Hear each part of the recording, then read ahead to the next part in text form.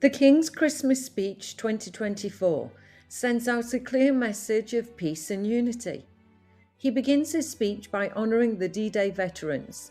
Earlier this year, as we commemorated the 80th anniversary of D-Day, the Queen and I had the enormous privilege of meeting once again the remarkable veterans of that very special generation.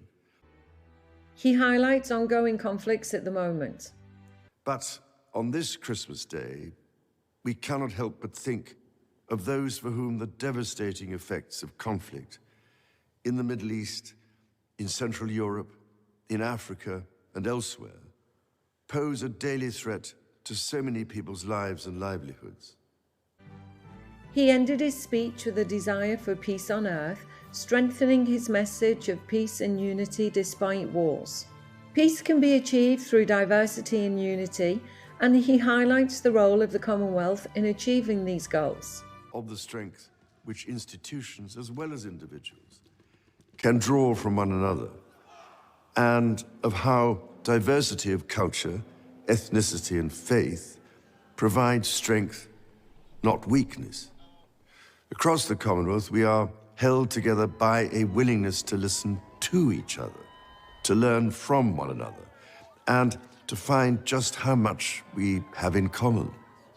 He also talked about the unity that was shown in England after the atrocity that led to violence during the summer.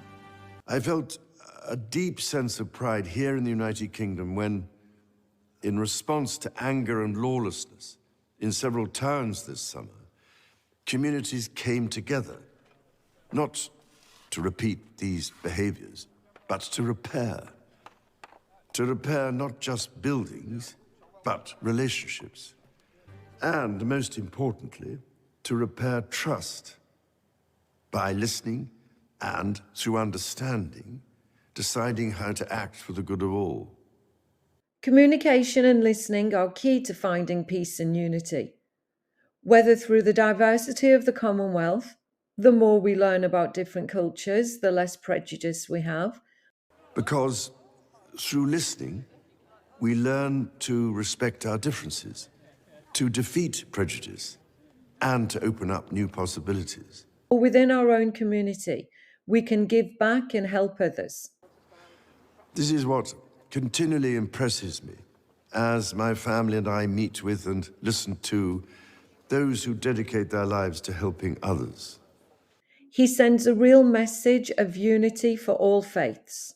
The message of the angels to the shepherds, that there should be peace on earth, in fact echoes through all faiths and philosophies. On a personal note, he talks about his own family struggle with health. From a personal point of view, I offer special heartfelt thanks to the selfless doctors and nurses who this year have supported me and other members of my family through the uncertainties and anxieties of illness, and have helped provide the strength, care, and comfort we have needed. Acknowledges that many people suffer with physical or mental health problems.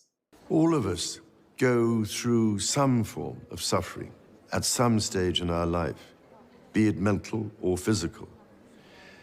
The degree to which we help one another and draw support from each other, be we people of faith or of none, is a measure of our civilization as nations.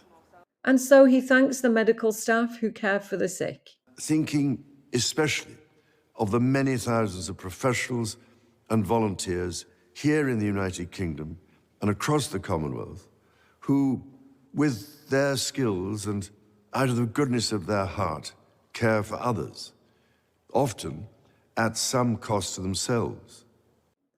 As well as acknowledging his appreciation for the kind words of sympathy he received during the recent ill health within his own family. I'm deeply grateful too to all those who have offered us their own kind words of sympathy and encouragement. Overall, it was a strong message of peace and unity between the monarchy, the people, countries, cultures, and religions. That I wish you and all those you love a most joyful and peaceful Christmas.